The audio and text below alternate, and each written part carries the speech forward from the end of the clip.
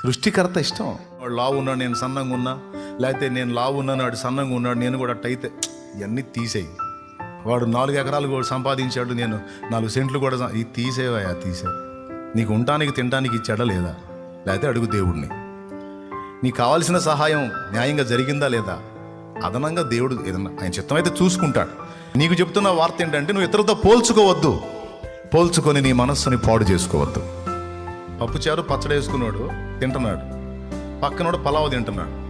వీడు మనశ్శాంతి తినలేడు. వాడు లెగ్ పీసులు వేసుకున్నాడు, పట్టుకొని లాగుతున్నాడు. ఎట్లుందో ఏమో పప్పుచారు అనుకుంటే ఎట్రయ్యా? వచ్చిద్దా లెగ్ పీస్? వచ్చిద్దా నీకు? వేస్ట్. నాకు ఇచ్చింది పప్పుచారు చట్నీ, స్తోత్రం. ఇందును బట్టి దేవునికి, వాడికి ఇచ్చాడు దాన్ని బట్టి దేవునికి స్తోత్రం. ఈ పప్పుచారు ఈ చట్నీ కూడా లేకుండా అల్లాడిపోతున్న వాళ్ళు బోల్డ్ ఎంతమంది ఉన్నారు. నాకైతే నా తండ్రి ఇంత మాత్రం ఇచ్చాడు, దేవునికి స్తోత్రం.